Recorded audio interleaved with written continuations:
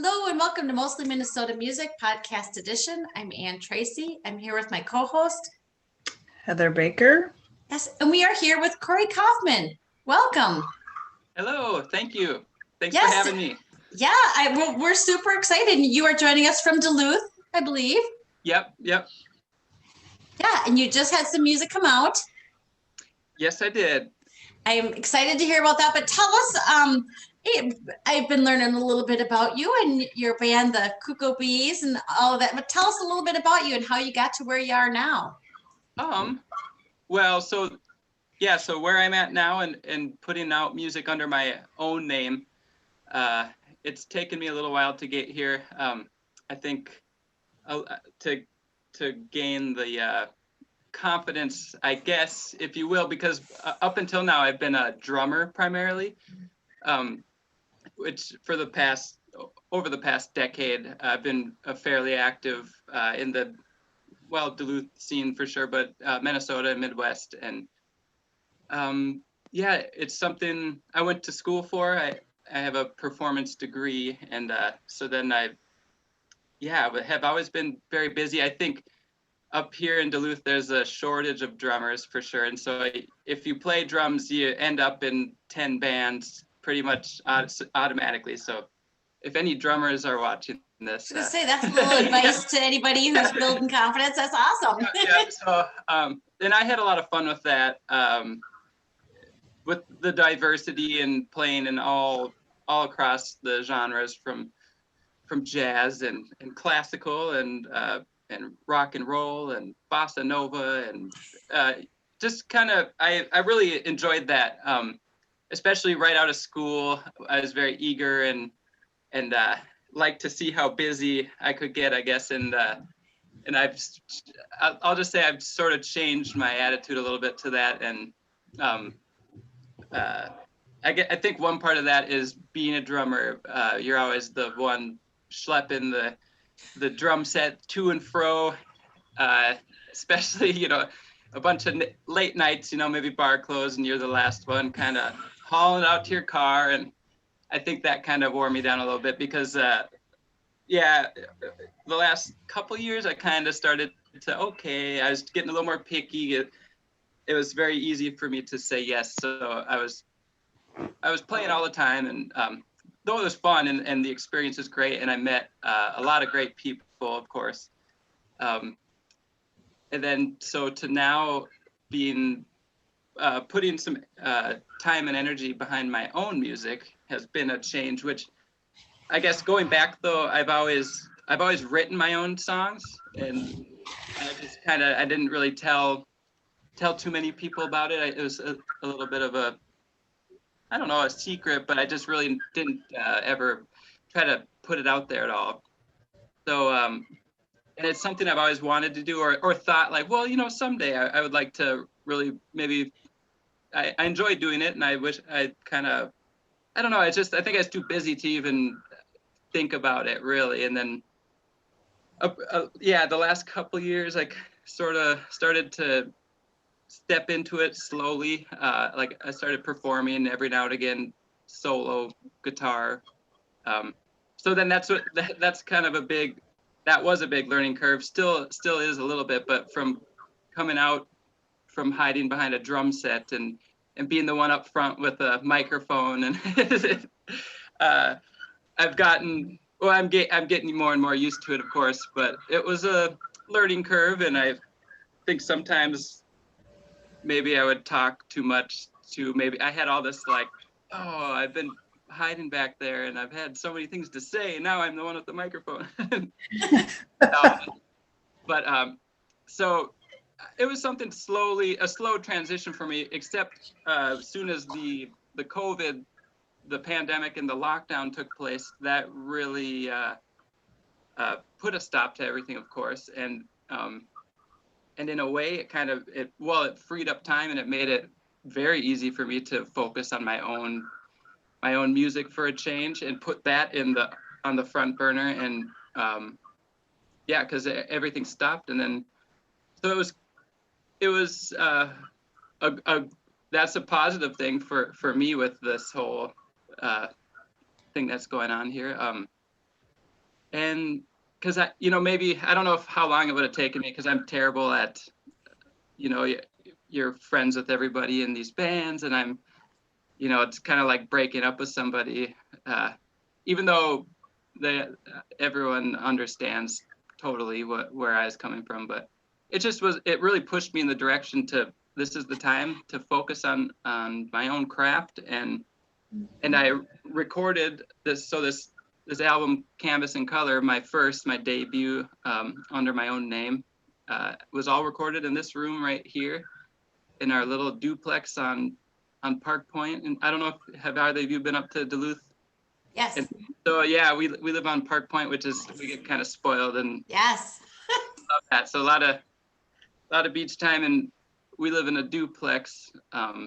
And luckily our neighbors are very, very cool and support music, and oftentimes will hold me accountable and say, hey, I haven't heard anything in a while. Like, oh, I should probably practice. But awesome. Anyway, that's kind of most of my experience up until now has been in the percussion world, and now this is really me kicking off and pursuing this solo career. Well, and it seems like looking at the Facebook page that the band that you were in before ended about a year ago, and the point I'm making is, was it right before COVID, right after? I mean, Yeah, that's right. And I'm glad you mentioned that, because which that was before COVID. It wasn't COVID related at all. That's what I thought. But that was a big actual stepping stone for me, so the Cuckoo Bees was a trio, and it was a great, which I played guitar in. It's kind of a unique instrumentation, upright bass, guitar, and then percussion, and we featured a xylophone often, and that's a lot awesome. You don't see it very often, with good reason, because it's not very fun to move around from gig, but we had fun with it, and that really that got me more comfy, and the whole thing kind of started around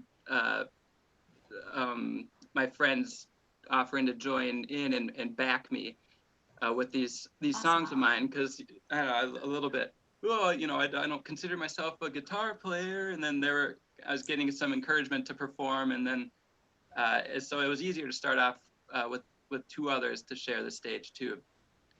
Two others that were very talented, by the way. I like to surround myself, so then you sound better when you play with better people. So that was a huge push in the direction and where I'm at now, as far as just getting comfy with a guitar and a microphone.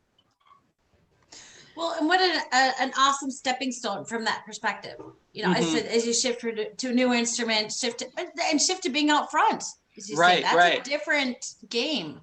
It really, it was, and it was kind of eye-opening in the sense, and so I think it happened for a reason, and then the Cuckoo Bees disbanded just because of personal life changes. Like my dear friend Matt Mobley, who's the bass player, he just had been playing for a long time and fantastic player, and just was making a change, and he became a nurse actually, and just a career change, and so it's kind of right before this time. Right before COVID. Yeah. Wow.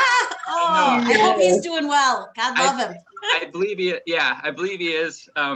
He's very eager, and I think he did the whole working musician for a very long time, and I think the change has been a positive one. And he's getting into, I haven't talked to him in a little while, but he's getting into the travel nursing thing, which I know he's very excited to go explore different areas. So I think it's good. And so it was it didn't go up in flames or anything like that. No, it didn't seem like that. It just seemed like it was just a perfect, things, Mm-hmm. I have three daughters. I say, either you get married or you break up. It doesn't always have to be a bad breakup. It's just eventually high school finishes, and eventually college finishes, and eventually it's just a series of. We have to remember that. Yeah, you can't open the door until you know. Yeah, very true, very true. Something else. So that's it was great. good. It was, I mean, there was a little bit of like, it took a, you know, it put a lot of time and energy into that and put out an album, and then kind of just when things were picking up, and we did like we did a radio campaign that we were getting a lot of good feedback from radio stations across the country, and then sort of then just as that was catching a little momentum, then it was when that sort of came apart. But a lot of things I learned during it, and yeah, of course, there's no hard feelings, and it was the right thing to do, and that door closed, and now this one opened, and so I feel like I'm in a good spot. Tell us about Canvas and Color. Canvas and Color. The first song, Canvas, that song. Yeah. You listen. There's such a familiarity. Now, my dad just made a big change in life. He just went from listening to 6 in 60s on Sirius Radio to 5 in the 50s. He's and a lot of the music that I listened to as a kid, I listened to my dad, a lot of heavy country, a lot of Americana, a lot of, and I listened to that and I was like, I mean, it definitely has that vibe. Yeah. In not only in the sort of my friend Jason McClone, who mixed it, really added to that in what he did, as far as sonically speaking, but also the song itself and sort of the feel. It definitely is, sounds like something from a different era, which is, I was going for that. I don't know exactly what and why. Oh, well, I do actually. I should back up. What sort of steered me in that direction was a friend of mine who I play with in another group, and he knew the Cuckoo Bees very well and saw us perform a lot, and he just kind of was like, man, I could really hear you doing like a kind of bluesy ballad really well with harmonies. And so I think that was in the back of my mind when I was coming up with a new song idea. The second and the bigger thing that steered this song was that it was written for my best friend back in 2019. My best friend got married, and we go way back. We were inseparable, I think, from the age of 5. Anyways, so he got married. I was the best man, and I figured, well, I could do something special here, and I decided to write a song that would be used for their first dance in their wedding. And so that kind of steered it in this sort of to sound like that. So it's kind of a slow dancer, is what I was going for. So and that's how that happened. You could make that story and you're sweeter. You have molasses. I love that. I just love it. I love it. It kind of comes from that era where there was no distinction between country and rock and roll. Right. And there's a lot of and I love music from that era as well. Especially a lot of like how that like country and jazz kind of back then has that swing sort of, like there are some serious like jazz players that have recorded on country songs and albums and stuff, and I like a lot of that as well. But well, good. I'm glad I captured that feeling a little bit, and really it was just I thought I want to make a cute lovey-dovey slow dance song, and which went over well. It made his mom cry, of course, and I think that's usually a good test there. But and you have a video for that song, kind of a stop action. So that was the first video we made. So Alyssa's my girlfriend, and who we share this place with, or who I share this place with. That was our first. Like, ooh, Heather, we got a place to stay in Duluth. Yeah, right. Yeah. Hey, come on up. We got come hang out on the beach sometime. Yeah. We're here. Yeah. Be careful. Yeah. But what was I saying now? Oh yeah, so that was our first crack at a video, which was it was very fun, but also so it's a stop motion animation. Yeah.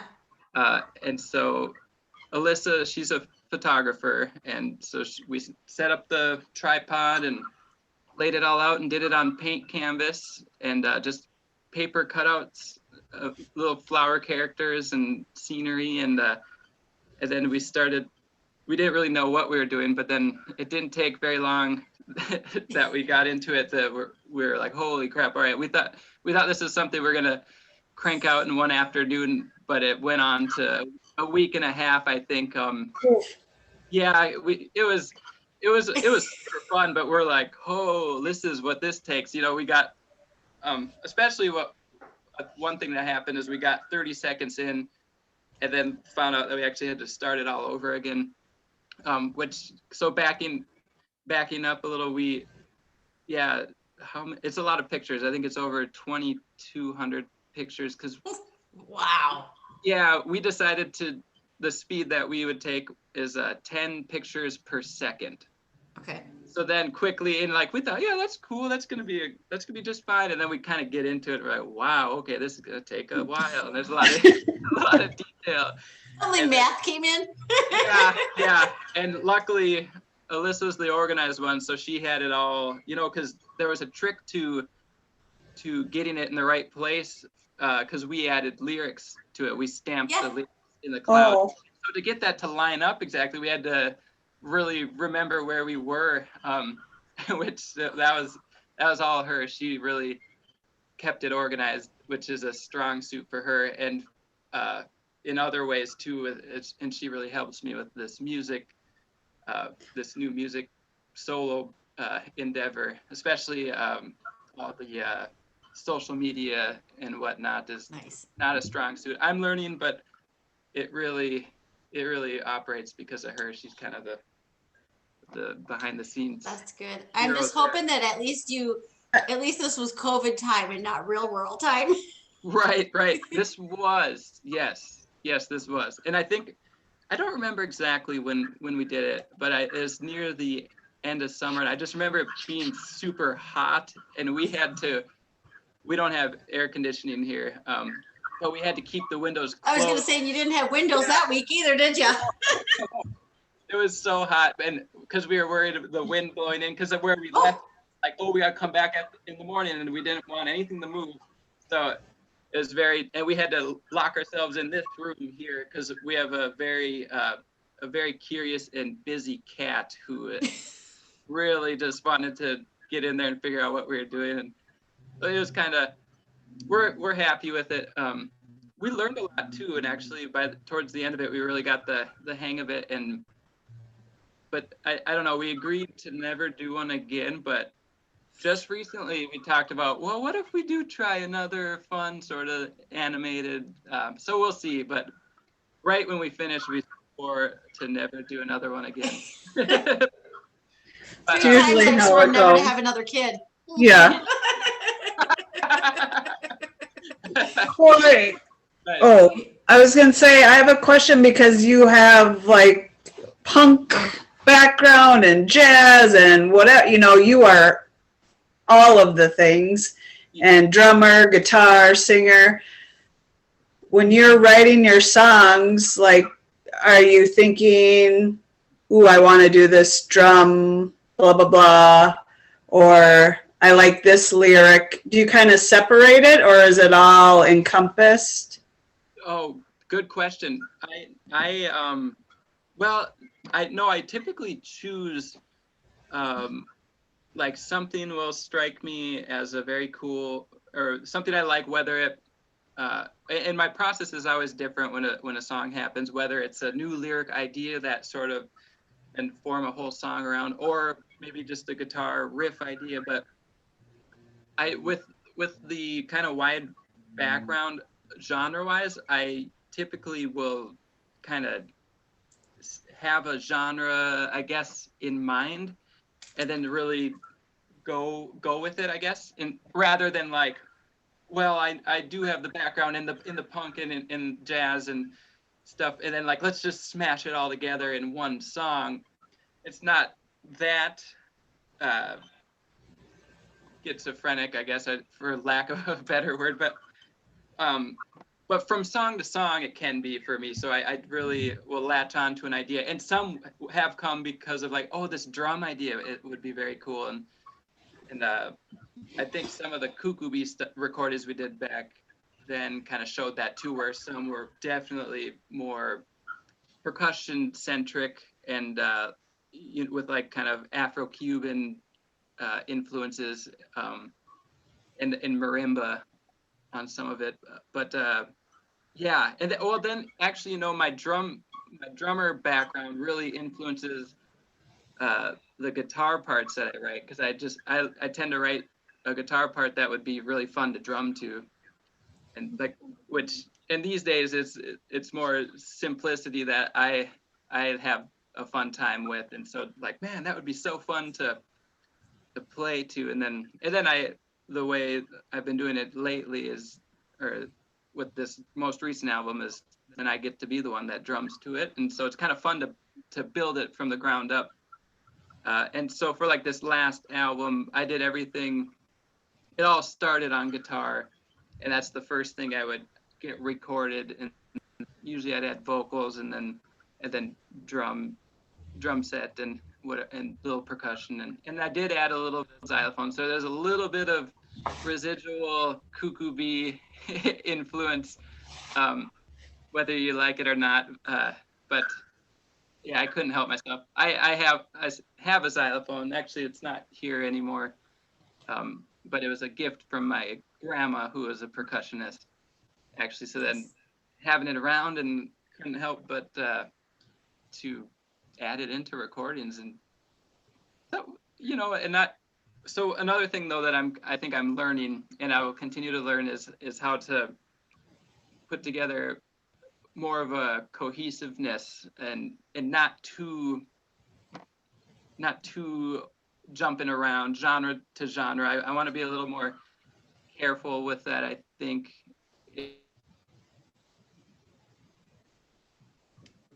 I can't.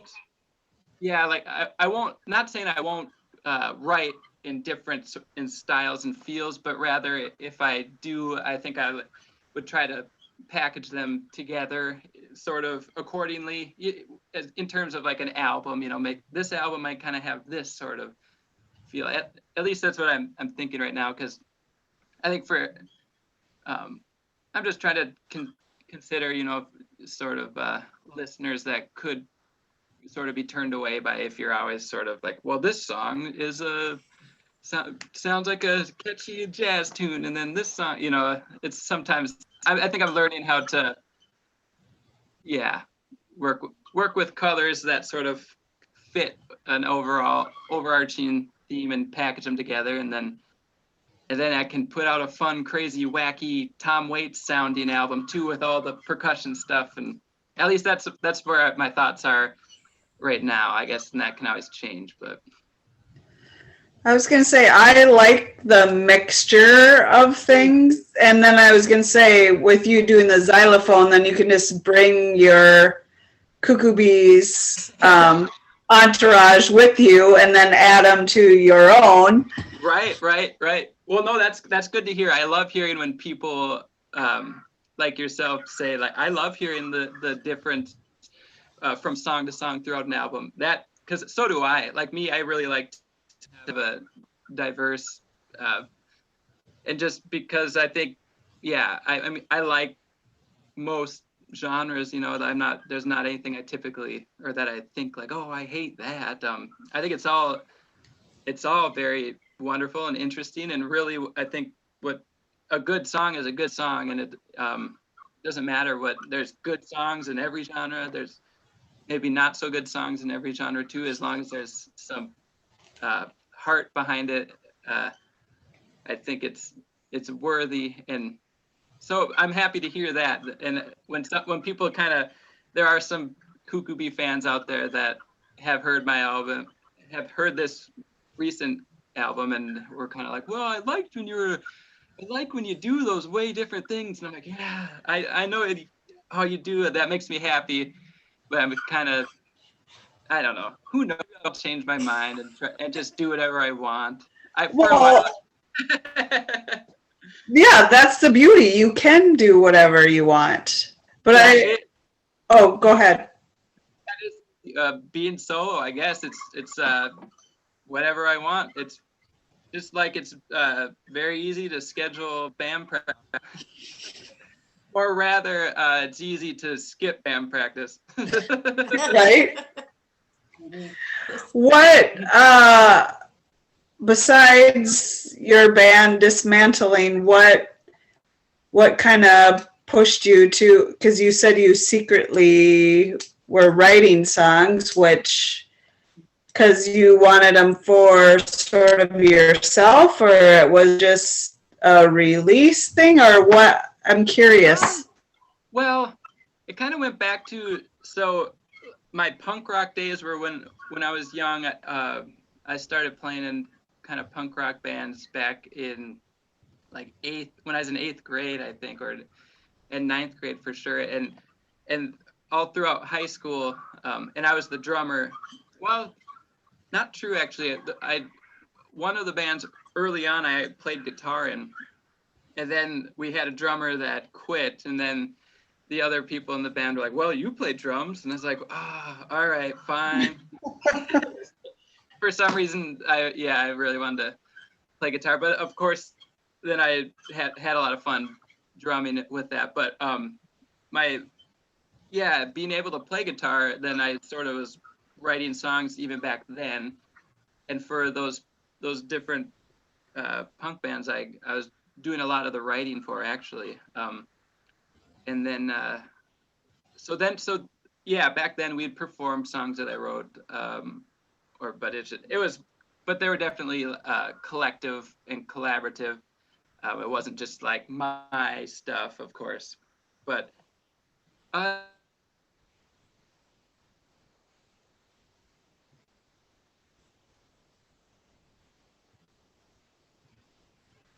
Pause. Yep.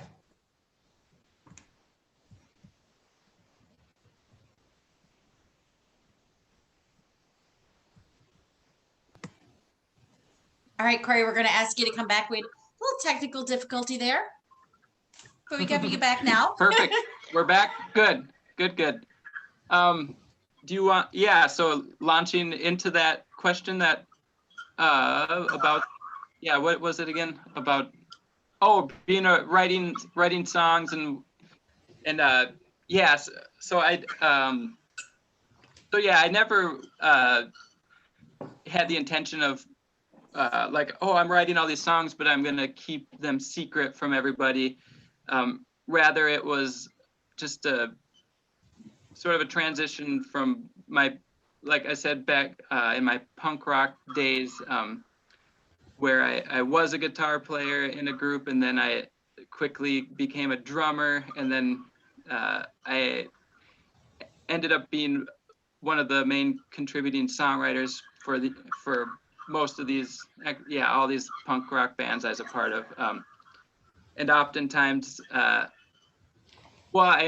always been kind of sappy and really liked writing cheesy love songs and things like that didn't necessarily fit our tough sounding, or tough, but very heavy and fast. And though there were a fair amount of love songs kind of disguised in that punk rock sound, but so there were a lot of things I felt that weren't really for that those bands and that scene, so I just kind of have developed a stockpile over time.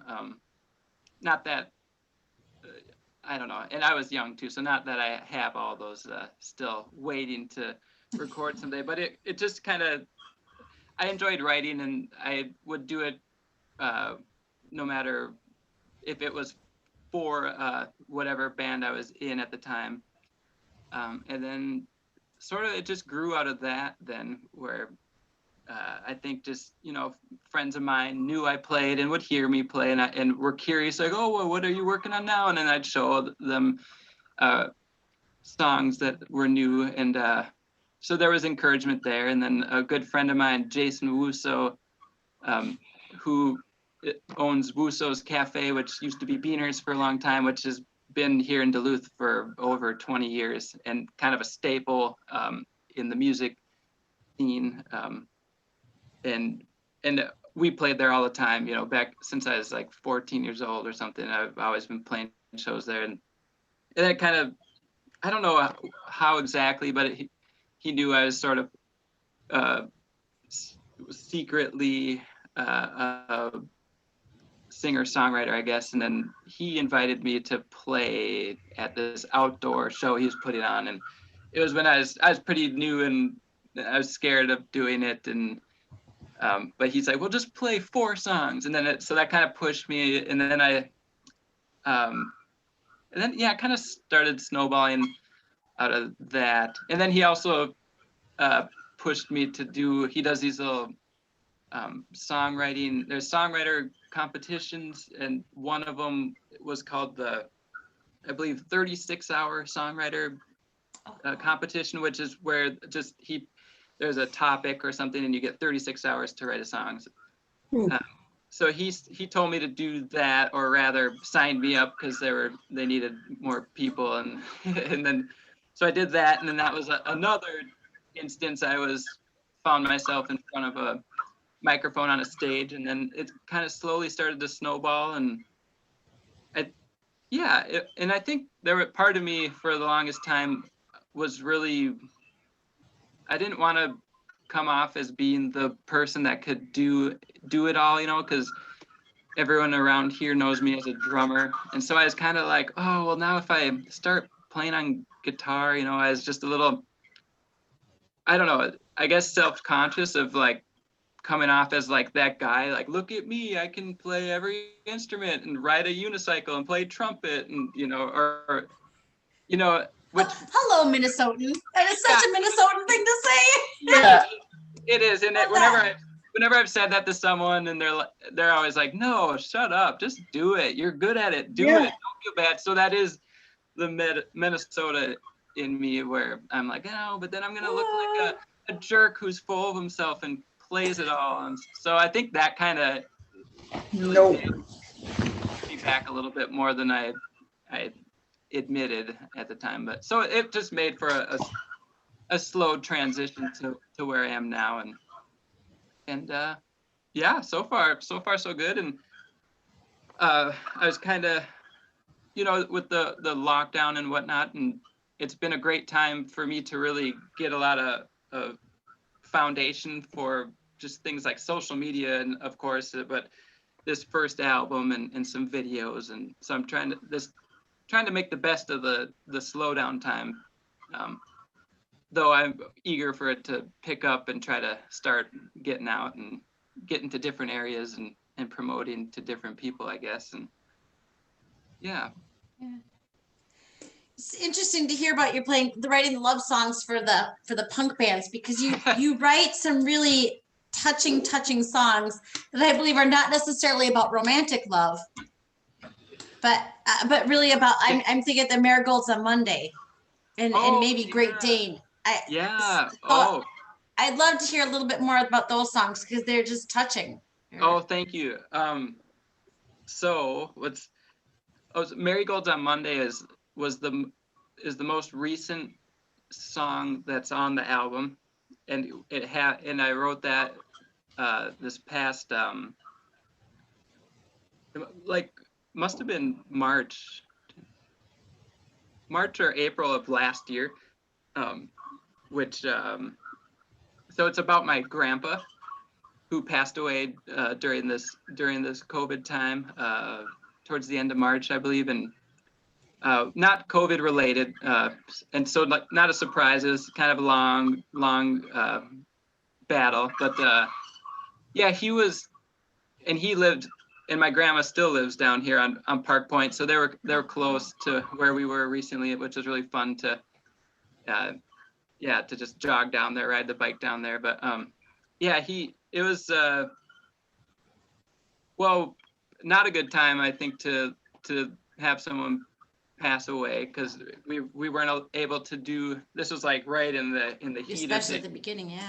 We weren't allowed to do any type of funeral. Then it was especially hard because then my grandma's down there by herself now, and is really not encouraged to do things. And of course we'd go see her still, and we did what we could with and still trying to remain safe and aware of everything. But yeah, that one was just a tribute to my grandpa, who was such a supporter of me and my brothers in all aspects of everything that we did, really. And sports being a big one when we were young. He was the one he drove me and my little brother to hockey practice every day, and was at every single game. And he was that kind of Awesome.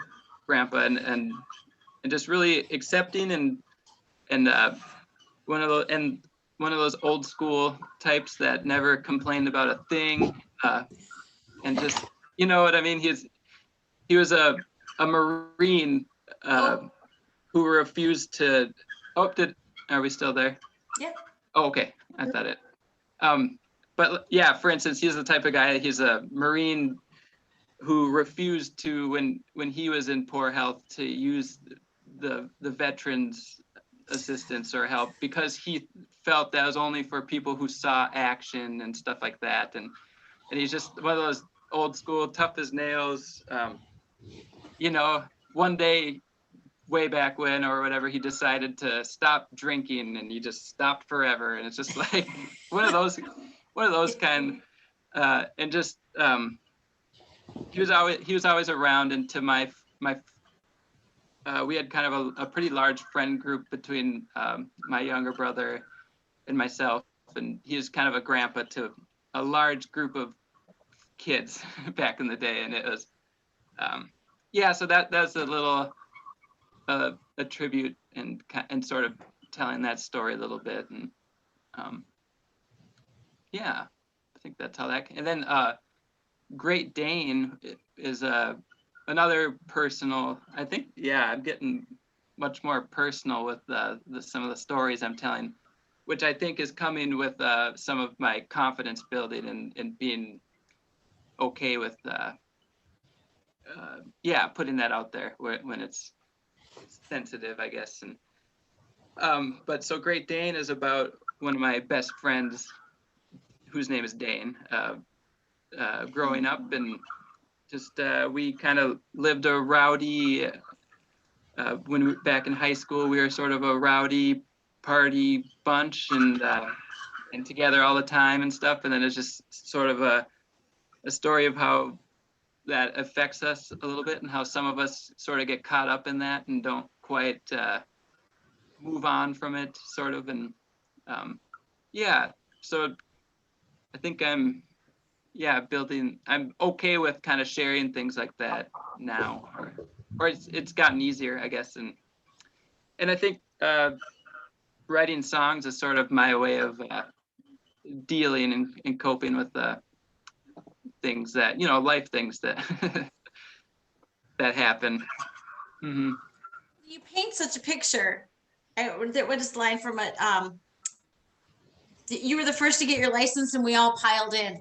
Mm-hmm. And that Heather will be surprised because I'm the famous non-driver now, but I was the first in my. Oh, you were? Okay. You know what it was? I was the first to get my license whose parents would let them use the car. Truth be known. Yeah. But it's that just that little image that takes me right back to, and I think of friends, and it's.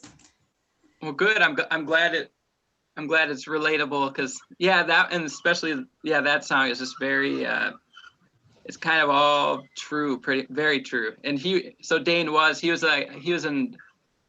he was a year older than me, and so he was the first one to get a license, and first one whose parents, because he started working. He was one of those ones that started working right away when he could, I think 14 or something. So then he had that responsibility, and of course, and then so he got a car right off the bat, and then we're all like, what? Dane got a car. So then it was those days of we're all piling into his car, and then that which makes me remember when gas money was such a thing too. It's I like, was like immediately that you have a job, you can pay for gas, you can use the car. Yep. But then there's almost like a fee of like, all right, guys, I need some gas money. That's right. I forgot about that. Yeah, and his car was an old Jeep. Ooh. I forget what kind. Yeah, not one of those crazy off-roading looking ones, but one of those like, I don't know if it's a Cherokee or something, but old. And yeah, we cruised around in that quite a bit. Filled with your hockey gear, probably smelling up. Oh yeah, that's another thing. Yeah, that especially in the summertime when you're too lazy to take it out of your car. Yeah, I don't miss those days. No, no, not good. But the song is it's such a nice testament, and as I said, it does. Well, my story may be different. It brings me back to somebody I knew back in the day. Oh, good. You do such a nice job with that. Well, thank you. The description I saw, and maybe it's in your letter of the album being really hopeful beginnings and nostalgic pasts. Oh, yeah.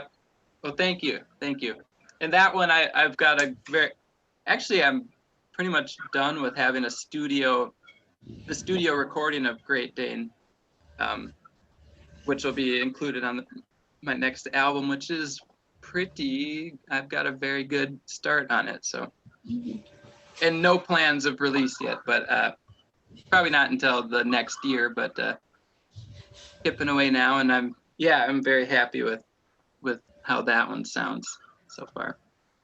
And this album's going to be kind of sad, I guess.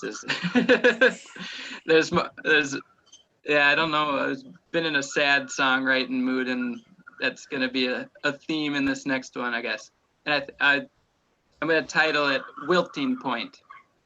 no. Oh, nice. Yeah. Nice. So, which Nice, there's a song of mine. There's also a song called yeah. that. Yeah. Yep. So. That's Yeah. fantastic. Mm-hmm. In the theme of nostalgia, you were saying that you've just released a video that also took me back for Midnight Callin'. Yep.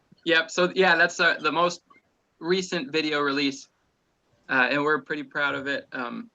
As Alyssa and I are, well, she knows a lot more on the camera side of things, but there's a lot to learn with how to do that, and so yeah, it's one that we're pretty proud of. That sort of tells a story, and yeah, it's a song. It's a nostalgic song of mine about back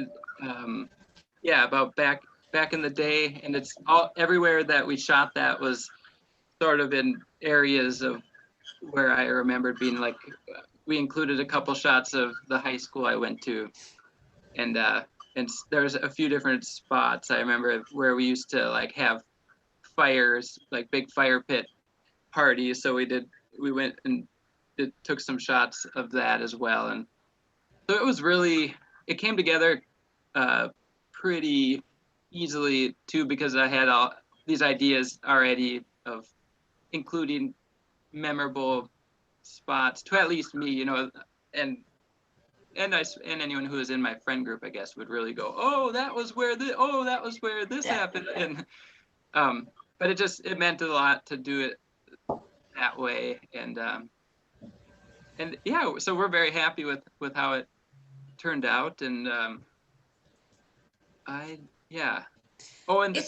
the train tracks are right behind my mom's house, or like a block up the hill from where we grew up. So the train tracks were a thing. We were always, I don't know, we always had to cross the train tracks to go up into the woods, and we were always walking along them and seeing who could balance the longest walking on them, and yeah. There was a time that I think I could run as fast on the tracks as off. Really? Now I'd be, God love me if I do 4 steps, but that's what I can remember is in St. Paul, there's a place where we used to get into to Highland Village. We'd take this back cool train, and we used to spend a lot of. You know all about it then. Well, I was kind of I would never hop on the trains. Oh, yeah. No, Yeah, we never did that there either. And these were all trains. They were all I don't even know. Well, you probably could hop them pretty easily, but these were all those big. They carried taconite pellets. Oh, I good. Of course they did. Yeah, that's about it. And so I don't think you'd even really want to hop on one. That was, you'd be But cleaning that off today. Yeah, right. Yeah, we never did that, but yeah, and actually it's funny you say that because then I was trying to walk on the train tracks just like I was back then, and I wasn't as good as it. And I think one of those shots made it into the video where I'm just about falling. And then well, it would, and you'd feel like that every spring because of course you wouldn't do it through the winter. Right. Mm-hmm. You know, because it didn't. Snow boots and walking on the train tracks do not mix. No. Yeah, and I remember thinking back then too, like, I wonder what the world record for walking on these are, because I'm pretty sure I could, if not beat it, come very close. And I remember sometimes we, just for fun, would see how long we could go, and we'd almost make it up to, there's a small town called Proctor just out of Duluth. Okay, so we could make it up to Proctor so not that, I'm sure the world record is ridiculously far. Yeah. We were cocky and we thought, oh, we would set that if we had the time, no problem. That's what those world records are for.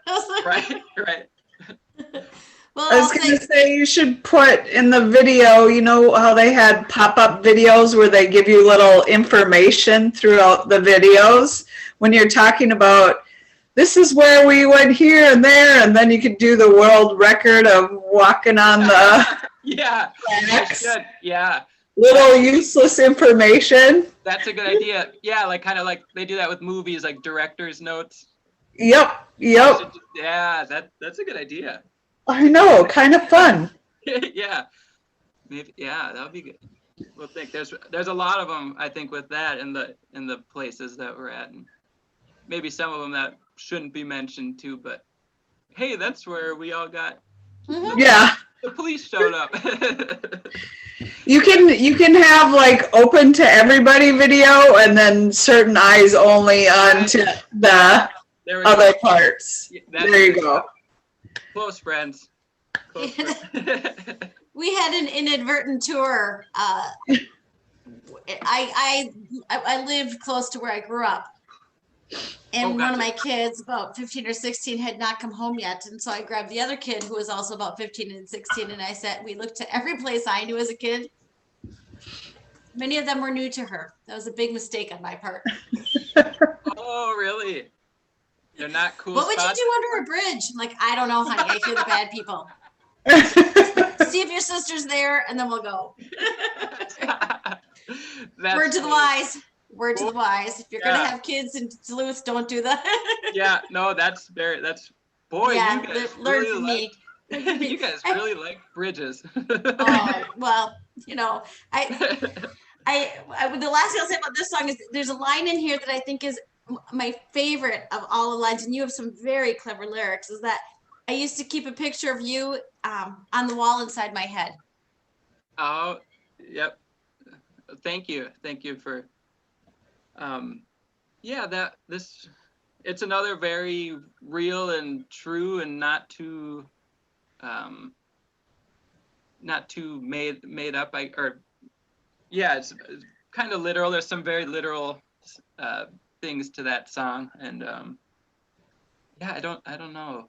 I can't remember. This song is so going back to me kind of writing songs all throughout. This one is pretty old that I decided to resurrect and put a different spin on. And actually, there's a version of it on the Cuckoo Bee album as well. That's quite different and in a different key actually, and much more kind of dancey and that sort of vibe. So I don't remember exactly the process of writing that one so much, but I feel I'm pretty happy with. There's some poeticness. I think that's the part that is most attractive to me now, when in talking about music is the lyrics and the writing. I think it would be so cool to be a writer and to write novels, and I'm a pretty avid reader, and so yeah, it's kind of been my focus now. And actually, I've said this before, I think, and it may be being a little, maybe not making total sense, but sometimes I think I get a lot of my inspiration from reading, from literature, rather than artists that I like, music artists that I like, just in terms of like storytelling and just a general feeling. I think I really will draw from that, I think. And so I think my love of that and writing is kind of is showing itself in the songwriting. And yeah, I don't know too much else. I got a really great compliment where someone told me that that I reminded them of Bob Dylan because of kind of the poetic aspect. All right, and I think that was pretty sweet. And I'll take that, I guess. At least, That's not a bad day. Yeah, it's not bad. So, or actually, and I think it was further that I'm like, if Bob Dylan had a baby with Jason Mraz or some pop singer. That's so crazy that you say that, because when I was listening to it, I'm like, what? This reminds me of Jason Mraz, just kind of a carefree. Well, I will take that compliment any day as well. So yeah. So I'll have to start including that in my biography now or something. I don't know. Yes. Very sweet compliment for sure, but and I've got to get used to receiving them. Yeah, receiving them. It's easy to laugh off and joke about, but yeah, I'm getting better at that.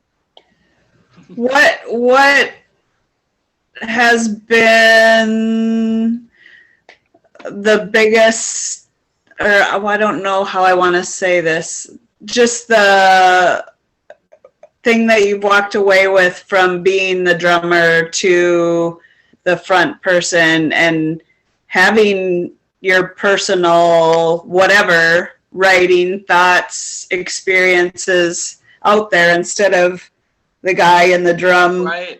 having the bubble? Two things came to mind just then. One is, so the first thing that comes to mind difference-wise is something I've got to get a lot, well, and I am getting better at, but I know I've got a lot of growing to do. But being the one with the microphone and in between songs, what do you do and how to talk? And I think there's kind of a neat art form that I can really capture a room with not just only the songs, but also in between, and to make it personable and to really catch an audience, and which is a learning curve for me, especially coming out of that punk rock sort of attitude, which is just like, you don't care about the audience, you do whatever you want, and you might even face the other direction, because that's cool, right? But so that's kind of a new, and I'm learning that, that performing, that entails all of it. I'm up on a stage in front of people. It's how do I present myself? It's not that I'm gonna, I don't know, it's kind of a new thing for me. It's not like I'm gonna become a stand-up comedian with it. I do like to throw in some jokes here and there, but I mean, just like that, being comfortable and speaking in front of people, to really invite people in, and to not, because sometimes you see someone and it's a little bit awkward maybe, which sometimes that works really great for someone and it's very endearing, but sometimes it can make the audience feel kind of a little awkward too. So that's something that really became apparent to me of like, wow, this entire, not just my songs are the performing. It's like while I'm up here, the entire thing's a performance. And well, in a sense, I'm not gonna have a script, I guess. But so that's one big thing. And now I don't know if that was probably too long-winded. Now I forgot what my other point was gonna be. Dang, I thought it was good. No, but that is really good because that's another way of capturing the audience where you get their attention and they're like, hey, I like that guy, or I can connect with him, and then they listen to you. So yeah, I do think that's super important. Yeah, and it's definitely becoming apparent. And I've had, I've played a handful of shows, of course, and I've definitely kind of like, oh, okay. And just to do it and to do it well. And sometimes it's, so I really feed off of the crowd energy. And if it's a full room, there's a lot of people, there's a lot of energy.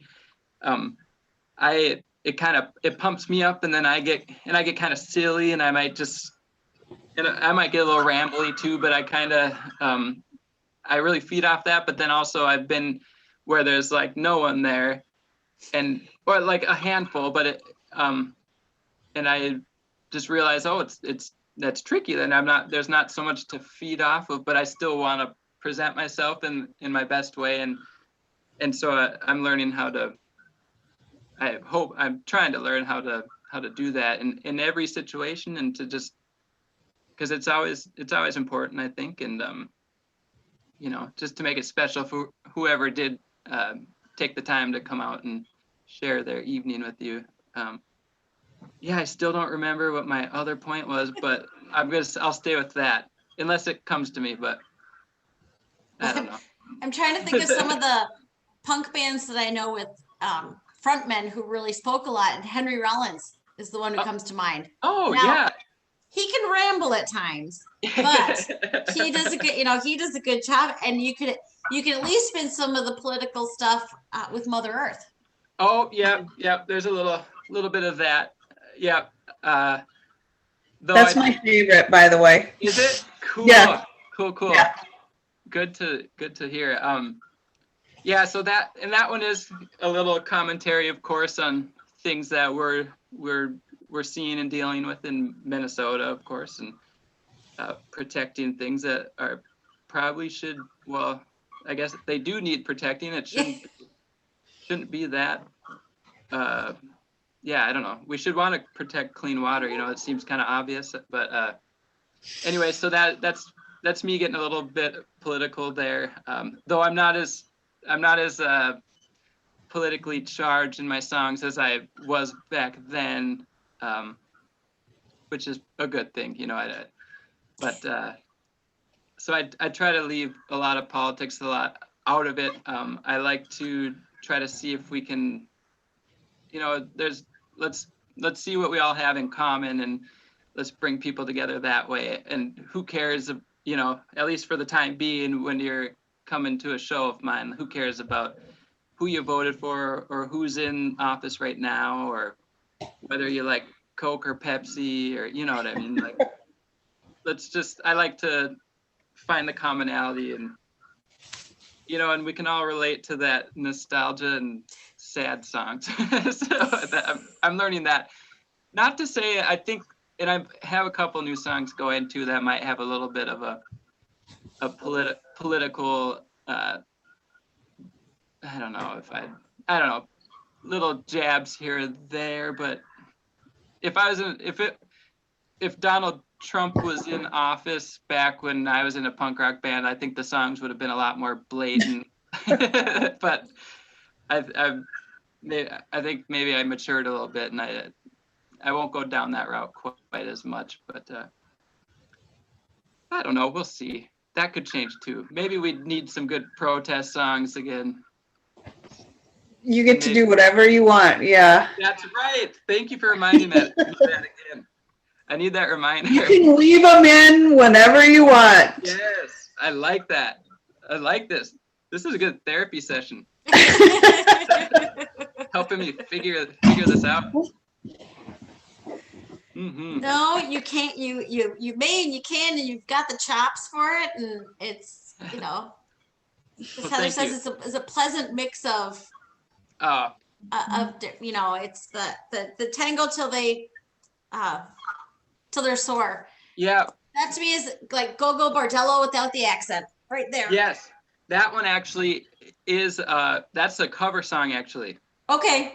And that's a Tom Waits song. Oh, see now was like- I guess I know more Go-Go Bordello. Awesome. Right. Well, and I love Go-Go, but and Tom Waits has always been a big influence on me. Yeah. And so I decided, and I don't normally record covers or have really wanted to, but that one I wanted to, and I kind of took it and put my own spin on it. It's quite, the Tom Waits version is quite different, but I felt that I wanted to do that, I guess.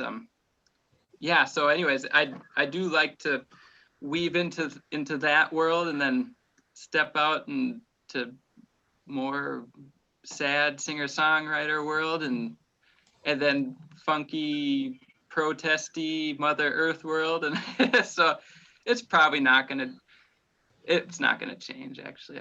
It's just I was going to say, I vote for it not to change. okay, It's good. perfect the way it is. Oh, good. But that's me, and I'm always in my head and thinking about the next thing and what should I do differently and blah blah blah, and so this is good for me. Thank you. Reassurance. Mm-hmm. It's good for us. It's fun for us. It's I enjoyed listening to all of this, and I'm going to enjoy listening to the future music. Whether you give us lots of flavors in one album or you go flavor to flavor, I think that's awesome, and looking forward to the time we can go see it up. I had not realized the name change in Beaners, so you taught me something that makes stuff right in my mind. Thank you. That was right in 2020, I think. So just a couple, or just about a year old, I guess. But yeah, it's recent, pretty recent. But same everything, same owner, same awesome place. It's such a great little culture and community hub, and it's a place where a lot of us up here actually musically get our start. So yeah, it's good. It's not going anywhere. That's for sure. It's good. It's good. And then I'm glad that we can give a little nod to somebody who plays that role, because Duluth has amazing music. Yeah. There's something in the water, clearly. There really is. Yeah, it is an interesting, for the size of it, the artists per capita is pretty astonishing. There is something in the water. I don't know what it is about it, but yeah.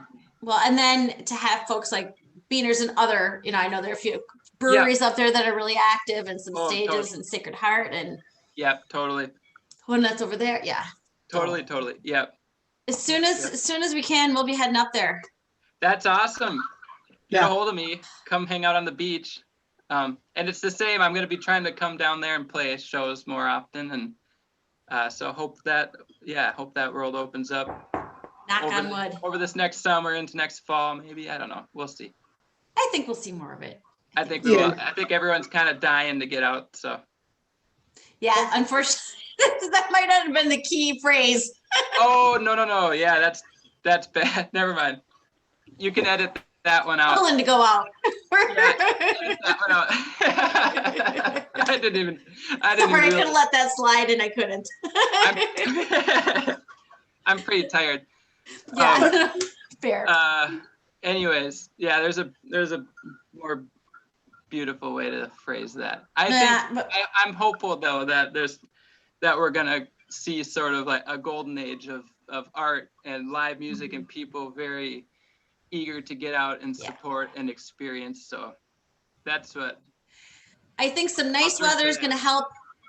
Yeah, and then we start get cold again. Well, I think that's when the vaccines and that's where medicine will step in. But we got a little bit of art, a little bit of nature, a little bit of science. So totally, it's good. Works well together. Yeah, Cory, for people who are listening, tell us how we can find you online. Oh, well, you can go. I have a website, CoryKoffmanmusic.com. that's kind of a hub for most of it. All any new recordings, of course, newsletters. I have a newsletter you could sign up to be a Nice. part of. That's just kind of fun updates and little stories and cat and dog pictures and whatever. Sometimes silliness. I don't know, but yeah. Go to my website. I'm also active on the social medias out there. Thanks to Alyssa. With some help. Yeah, yeah, yeah. Facebook, Instagram. We're trying to stay active and out there. But yeah, Cory Coffman Music. You can order hard copies or merch on that as well. And yeah, I think we're working on building the presence and maintaining that kind of all throughout. So Awesome. And you've got 3 videos out from the album already? Yep. And then soon to be more. And I was gonna say, tell me you're working on more. Fingers crossed, because they're each very unique. Cool. And they help tell the story. Good to hear. Yeah, we've got more in the works, and we're kind of developing and being a little more strategic with this next album, and really pairing videos with songs kind of as they come, and Nice. and releasing them ahead of time, and we'll be putting singles out there, and I will definitely send them your way. Yeah. As soon as they come, and Please do. yeah, so we're having fun with it, and we're still learning lots, and there's lots more to learn with all this editing stuff, but yeah, it's fun to kind of shape our own little stories how we want them to be. It's good. You're doing a good job of it. So Cory, thank you. Thank you so much for joining us and for telling us about you and your music, and we just love it. Thank you so much. Thanks for the invite, and thanks for doing what you do. This is really, really cool what you do, and it's people like you that make it worth it for the small independent artists like myself, and you help us reach people that we wouldn't have reached before, and so that means a lot. And yeah, I'm happy and grateful to be a part of this. So thank you very much. Thank you. Now it's our turn to be Minnesotan. Thank you. Yeah.